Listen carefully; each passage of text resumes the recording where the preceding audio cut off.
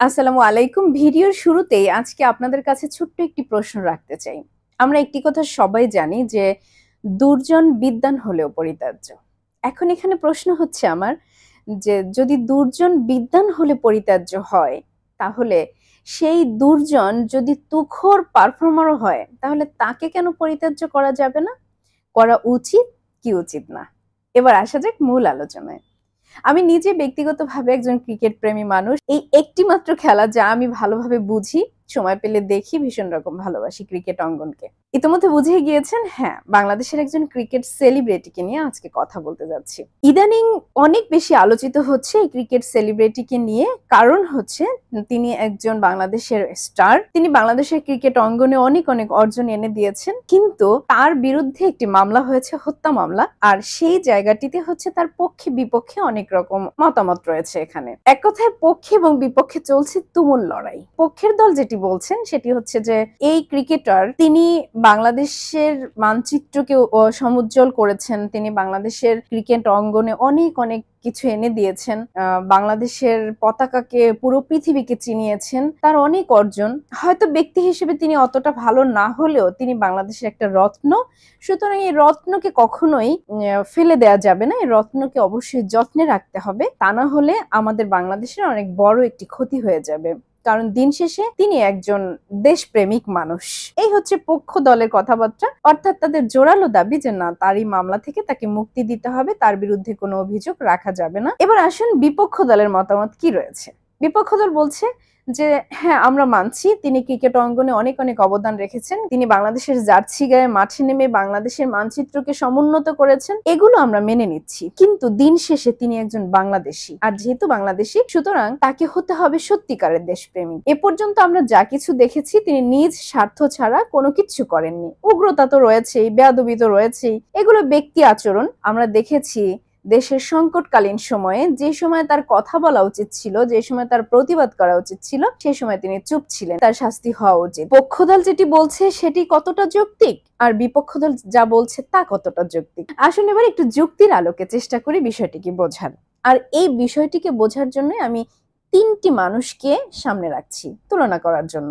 একজন হচ্ছেন এই ক্রিকেট অঙ্গনের সেলিব্রিটি যাকে নিয়ে আজকে কথা শুরু হলো, আরেকজন হচ্ছেন ফুটবল অঙ্গনের সেলিব্রিটি আমিনুল হক, আরেকজন হচ্ছেন আমাদের 2024-এর গণ অভ্যুত্থানে অংশগ্রহণ করা একজন যোদ্ধা, সেই কিশোর ছেলেটি যার নাম হাসনাতুল ইসলাম ফাইয়াস। এই মুখটি আমাদের সবার চেনা। এখন পুরো পৃথিবী তার মুখটিকে চিনে। তো চলুন একটু দেখে নেই কার কি অর্জন এই বাংলাদেশের জন্য। এই তুলনামূলক পার্থক্যে যাওয়ার পূর্বেই আমি একটা সিমিলারিটির জায়গা বলে নিচ্ছি, তা হচ্ছে যে এই ক্রিকেটার এবং ফুটবলার দুজনেই বাংলাদেশের রাজনীতিতে নাম লিখিয়েছেন।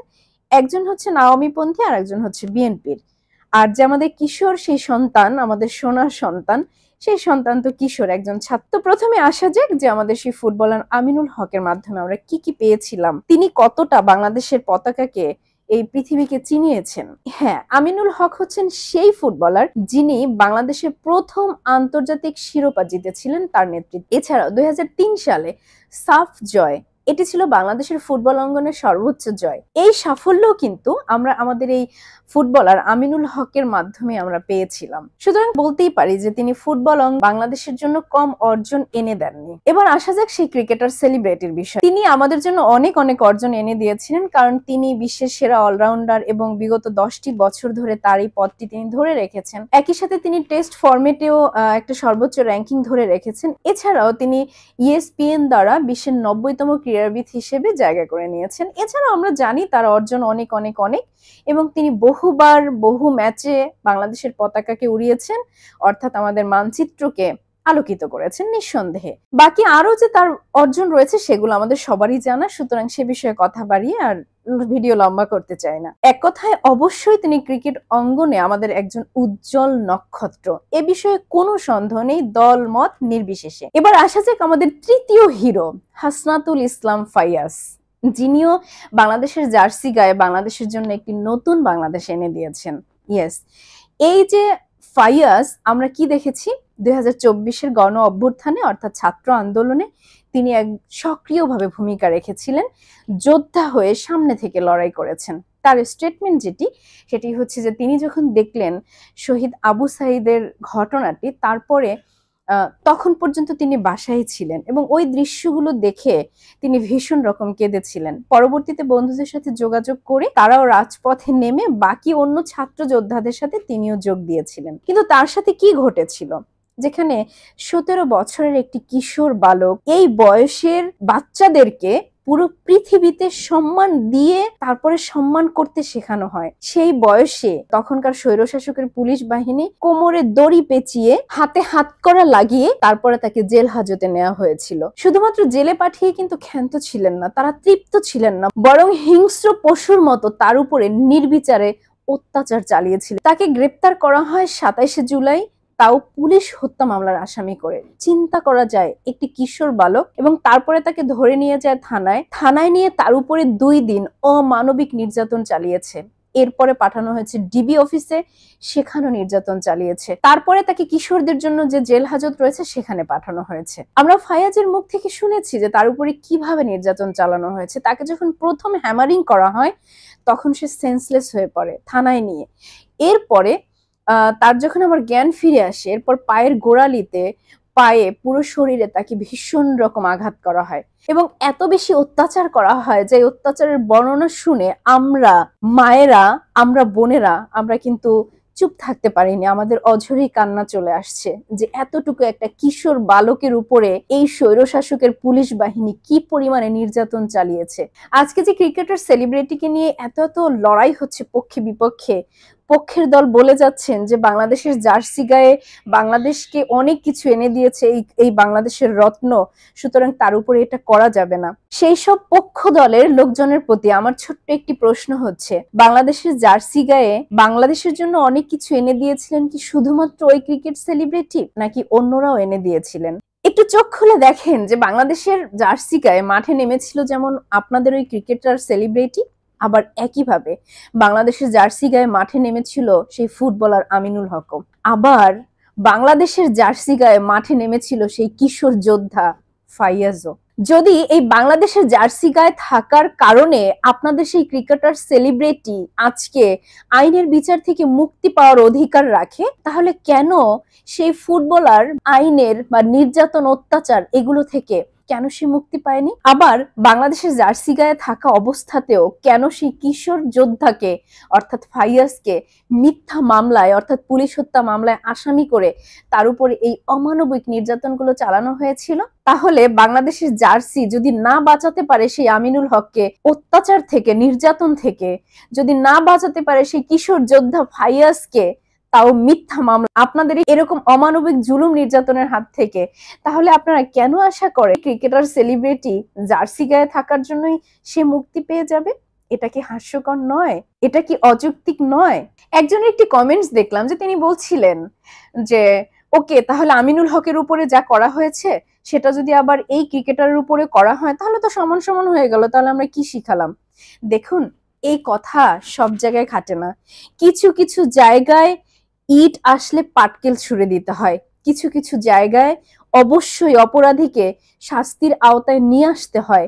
তা না হলে পরবর্তী প্রজন্ম কোথা থেকে শিখবে? পরবর্তী রাজনীতিবিদরা কোথা থেকে শিখবে? পরবর্তী প্লেয়াররা কোথা থেকে শিখবে যে না, অন্যায় করলে অবশ্যই তার বিচার পেতে হবে, ভুল করলে তার মাসুল অবশ্যই দিতে হবে?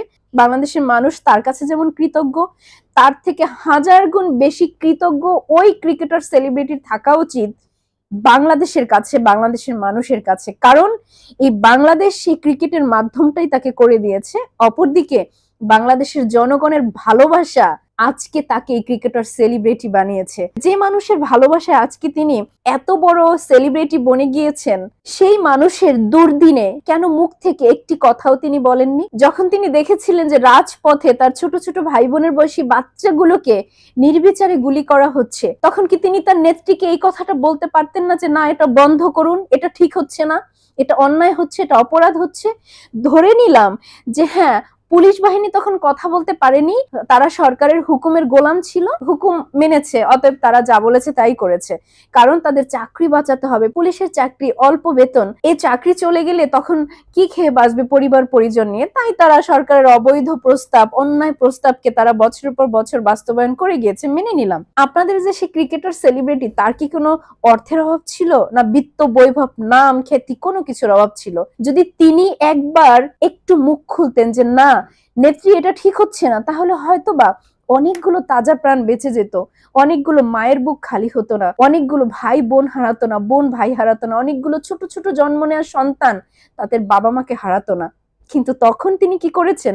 চুপ থেকেছেন, উল্টো দেশ থেকে চলে গিয়ে বিদেশে বসে দামি দামি খাবার খেয়েছেন, আর সেই ভিডিও তিনি আপলোড করেছেন যে তিনি বিন্দাস আছেন, বাংলাদেশে কি হচ্ছে না হচ্ছে এটা ড্যাম কেয়ার, ডোন্ট কেয়ার, এটা তার কোনো সাবজেক্টই না। অথচ যেই বাংলাদেশ আজকে তাকে এই জায়গাটায় নিয়ে এসছে, যেই বাংলাদেশের মানুষের ভালোবাসা আজকে তার এই পরিচয় তৈরি করে দিয়েছে, হ্যাঁ মানি তার নিজের দক্ষতা অবশ্যই আছে, কিন্তু ভালোবাসাহীন, সমর্থহীন কখনোই একজন প্লেয়ার এই জায়গাতে পৌঁছাতে পারে না। অকৃতজ্ঞ, স্বার্থপর মানুষটাকে নিয়ে এত সাফাই গাচ্ছেন, এত তার পক্ষের আলোড়ন সৃষ্টি করছেন, আপনাদের একটু ভাবা উচিত যে সত্যিকারের বাংলাদেশের সংকটে কে পাশে ছিল। এখন পর্যন্ত বাংলাদেশের ক্রিকেট কোনো বিশ্ব চ্যাম্পিয়ন একবারের জন্য হতে পারেনি, তাই বলে বাংলাদেশের মানুষ কিন্তু না খেয়ে মরেনি। আজকে বিশ্ব চ্যাম্পিয়ন হতে পারেনি বলে কোনো প্রাণ কিন্তু ঝরে যায়নি। এত ভালো খেলার পরেও আজকে বাংলাদেশে একটা চ্যাম্পিয়ন ট্রফি অর্জন করতে পারেনি বলে খুব বেশি কিছু ক্ষতি কিন্তু বাংলাদেশের হয়নি। কিন্তু 2024-এর যে ছাত্র জনতার আন্দোলন, সেখানে কিন্তু অনেকগুলো প্রাণ ঝরে গিয়েছে অন্যায়ভাবে, অনেকগুলো মায়ের বুক খালি হয়েছে। তো সেখানে তিনি কি করে চুপ থেকে উল্টো তিনি ভালো ভালো খাবার খাচ্ছেন, দেশের বাইরে গিয়ে মौज মাস্তি করছেন, সেগুলো আবার তিনি প্রচার করছেন? এটা কি আপনাদের মনে হয় না যে তিনি ধিক্কার পাওয়ার যোগ্য, তিনি ভালোবাসার জায়গায় তিনি ঘৃণা পাওয়ার যোগ্য? আবার বলছেন আপনারা যে তিনি দেশের জন্য অনেক কিছু এনে দিয়েছেন, অনেক অর্জন এনে দিয়েছেন। যে অর্জন একটা প্রাণ বাঁচানোর জন্য কথা বলে না, যে অর্জন করা মানুষটি বাংলাদেশের মানুষের বিপদের সময় বোবা হয়ে থাকে, যে অর্জন করা মানুষটি সবসময় নিজের স্বার্থ নিয়ে ব্যস্ত থাকে, যে অর্জন করা মানুষটি বাংলাদেশের সংকটকালীন মুহূর্তে পাশে থাকে না, সেই অর্জন করা মানুষটিকে মনে হয় একবারের জন্য না একেবারেই পরিত্যাজ্য করে দেওয়া উচিত। আজকে স্মরণ করিয়ে দিয়ে যে আমিনুল হক বিএনপির রাজনীতি করার কারণে যদি তার উপরে এইভাবে অন্যায়ভাবে নির্যাতন করা যখন হয়েছিল, তখন কেন বাংলাদেশের মানুষ এভাবে আন্দোলন গড়ে তোলেনি, এভাবে প্রতিবাদ করেনি যে না তিনিও বাংলাদেশের ফুটবল অঙ্গনের একটা রত্ন, সুতরাং তার উপর এইভাবে নির্যাতন বন্ধ করুন, তিনি আমাদের দেশের একটা সম্পদ, এই সম্পদ আমরা হারাতে চাই না, আমরা ফুটবলকে বাঁচিয়ে রাখতে চাই, ফুটবলের জন্য আরো আরো অর্জন আমরা চাই, তাই এই বাংলাদেশের রত্ন আমিনুল হক তাকে ছেড়ে দিন, তার উপর এভাবে অত্যাচার করবেন না, নির্যাতন চালাবেন না। তখন তো আমরা এভাবে কেউ রুখে দাঁড়াইনি। কেন? তার অপরাধ ছিল তিনি বিএনপির রাজনীতি করছেন। আরে ভাই, যদি তাদের পরিচয় হয় সবার আগে তারা এক একটা রত্ন, তারা এক একটা প্লেয়ার, একজন ফুটবল, একজন ক্রিকেটে, তারপরে ব্যক্তি মানুষ তো যে কোনো দলে সে যেতেই পারে, সেই দলে যাওয়াটা তো অপরাধ হতে পারে না। যদি সেই সময় ওই ফুটবলার আমিনুল হকের অপরাধ হয়ে থাকে বিএনপিতে যোগ দেয়া, তাহলে আপনাদের এই ক্রিকেটার সেলিব্রিটির আওয়ামী লীগে যোগ দেওয়া তার জন্য অভিশাপের কারণ, আর যার কারণে আজকে তিনি এই পরিস্থিতির মুখোমুখি হচ্ছেন। সুতরাং ন্যায় বিচারের কথা যদি বলেন, তাহলে অবশ্যই যদি সে অপরাধ করে থাকে, যদি সে হত্যা মামলার আসামি হয়ে সত্যি সেটার সাথে সম্পৃক্ত থাকে, অবশ্যই তার আইন অনুযায়ী বিচার হবে এবং সেটা আপনাদের মেনে নেওয়া উচিত। আজকে পক্ষ দলের আপনারা তো অন্ধ হয়ে আছেন, আপনারা বুঝতে পারছেন না যে এই 2024-এ 15ই জুলাই থেকে 5ই আগস্ট পর্যন্ত আমরা কি হারিয়েছি, কতগুলো প্রাণ হারিয়েছি, কতগুলো সূর্য সন্তান হারিয়েছি, কতগুলো ভবিষ্যৎ, আমরা এক একটা রত্ন হারিয়েছি, সেটা কিন্তু আপনারা বোঝার চেষ্টা করছেন না। যদি বোঝার চেষ্টা করতেন তাহলে এই ধরনের বিবেকহীন প্রতিবাদ আপনারা করতেন না। যাই হোক, এবার সামারি টানবো আজকের এই আলোচনার। সত্যিকারের দেশপ্রেমিক আমার চোখে অবশ্যই এখানে সেই ক্রিকেটার সেলিব্রিটি, ফুটবলার সেলিব্রিটি এবং ফাইয়াজ, আমার চোখে সেরা দেশপ্রেমিক হচ্ছেন অবশ্যই হাসনাতুল ইসলাম ফাইয়াজ। কারণ এই কিশোর বয়সে তার ভেতরে যে দেশপ্রেম জাগ্রত হয়েছিল, যে কারণে তিনি সেই আবু সাইদের হত্যার ঘটনা দেখে ঘরে বসে বসে কেঁদেছিলেন, তারপরে বন্ধুদেরকে জড়ো করে রাজপথে নেমে গিয়েছিলেন। তিনি জানতেন গুলি আসতে পারে, আমার বুকটাও ঝাঁঝরা হতে পারে, আমিও পৃথিবী থেকে বিদায় নিতে পারি, তারপরেও তিনি রাজপথে থেকে লড়াই করেছেন। আমরা দেখেছি যখন তাকে অ্যারেস্ট করা হয়, তার কোমরে দড়ি বাঁধা হয়, তার হাতে হ্যান্ডকাফ লাগানো হয়, তখন তার চোখে মুখে আরো বেশি আগুন জ্বলেছিল। তিনি এই কিছুদিন আগে একটা স্টেটমেন্ট দেখলাম, তিনি বলছিলেন যে আমার হাতে হ্যান্ডকাফটি লাগানো হয়েছিল অনেক জোরে শক্ত করে। তিনি বলছিলেন যে আমাকে প্রথম যখন হ্যামারিংটা করা হয় আমি সেন্সলেস হয়ে পড়েছিলাম। তিনি বলছিলেন যে আমার উপরে 2 দিন থানায় রেখে যে পরিমাণ নির্যাতন করা হয়েছিল, তারপর ডিবিতে নিয়ে নির্যাতন করা হয়েছিল, সেগুলো আমি ভাষায় প্রকাশ করতে পারছি না। তারপরে তিনি শেষ একটি কথা বলেছেন যে দেখুন, আমরা না হয় কিছু একটা করেছি দেশের জন্য, দেশের মানুষের মুক্তির জন্য, আমরা হয়তো কিছুটা অত্যাচার নির্যাতন সহ্য করেছি, শারীরিক কষ্ট পেয়েছি, কিন্তু আমরা জীবনে তো বেঁচে আছি, আমরা আবার ফিরে এসেছি, আজকে এখন আবার স্বাভাবিক জীবনযাপন করছি। কিন্তু যে ভাই বোনগুলো আমাদের এই 15ই জুলাই থেকে 5ই আগস্ট পর্যন্ত প্রাণ দিল দেশের মানুষের মুক্তির জন্য, তারা তো আর ফিরে আসবে না। তাদের তুলনায় আমরা কিছুই করতে পারিনি, আমরা কিচ্ছু করিনি। এই যে উপলব্ধিটি, একটি কিশোর বালক এত ছোট বয়সে এই যে দেশের মানুষ, দেশ, দেশপ্রেম যেটাই বলি না কেন আমরা, এই যে ভালোবাসাটা, এই উপলব্ধিটা, এই মমতাটা, মায়াটা, এটা কি আমরা ওই ক্রিকেটার সেলিব্রিটির মধ্যে কখনো দেখতে পেয়েছি? সুতরাং নির্দ্বিধায় চোখ বন্ধ করে বলা যেতে পারে যে সত্যিকারের দেশপ্রেমিক অবশ্যই ওই ব্যক্তির থেকে আমাদের এই ছোট্ট কিশোর বালক হাসনাতুল ইসলাম ফাইয়াজ। স্যালুট জানাচ্ছি যে মা এরকম একটি সন্তানকে গর্ভে ধারণ করেছে, যে মা এরকম একটি কিশোর বয়সে তার ভেতরে দেশপ্রেমের বীজটি বপন করে দিয়েছে, যে বাবা মা তার এই ছোট্ট বয়সেই তাকে এরকম নৈতিক শিক্ষায় শিক্ষিত বানিয়েছে। অবশ্যই তাদেরকে স্যালুট। একই সাথে স্যালুট জানাচ্ছি বীর হাসনাতুল ইসলাম ফাইয়াজ আপনাকে। এরকম আপনার মতোই দেশপ্রেমিক যেন আমাদের ঘরে ঘরে জন্মায়, আপনাদের মতোই দেশপ্রেমিক যেন আমাদের দেশে যে কোনো সংকটে কোনো ধরনের ভয় না পেয়ে এভাবে গুলির সামনে, বন্দুকের সামনে নিজেকে দাঁড় করিয়ে দিতে পারে। আপনাদের মতো দেশপ্রেমিক গুলোই যেন আগামী বাংলাদেশকে নেতৃত্ব দিতে পারে। আপনাদের মতো দেশপ্রেমিক গুলোর ভিড়েই যেন এরকম সাইনবোর্ডওয়ালা দেশপ্রেমিকরা একেবারে বিলীন হয়ে যায়। এই কামনা আমরা যেন সবাই করি মহান আল্লাহ তাআলার কাছে। বাংলাদেশকে যদি জয় কেউ এনে দিয়ে থাকেন, তাহলে সত্যিকার অর্থে এই জার্সি পরা এরকম এই কিশোর বালকগুলো, যারা বাংলাদেশের মানুষের বাক স্বাধীনতা এনে দিয়েছে, বাংলাদেশের মানুষের চলা বলা সমস্ত স্বাধীনতা এনে দিয়েছে, সর্বোপরি বাংলাদেশকে একটা স্বৈরশাসকের হাত থেকে মুক্ত করেছে। আর বিশ্বাস রাখি যে এই সোনার সন্তানেরা যদি বেঁচে থাকে, অবশ্যই ভবিষ্যতে বাংলাদেশের ক্রিকেট অঙ্গন বলেন, ফুটবল অঙ্গন বলেন, যে কোনো অঙ্গন বলেন, বারবার বাংলাদেশের পতাকাকে সমুজ্জ্বল করবে, বাংলাদেশের মানচিত্রকে চিনিয়ে দিবে যে দেখো আমরা বাংলাদেশ, আমরা বীরের জাতি, আমরা ভয় পাই না, যে কোনো ধরনের প্রতিকূলতার বিরুদ্ধে লড়াই করতে আমরা প্রস্তুত, কারণ আমরা বীরের জাতি, আমরা সাহস রাখি, আমরা বাংলাদেশী। আজকে এই পর্যন্তই। সবাই অনেক অনেক ভালো থাকুন। আল্লাহ হাফেজ। আসসালামু আলাইকুম।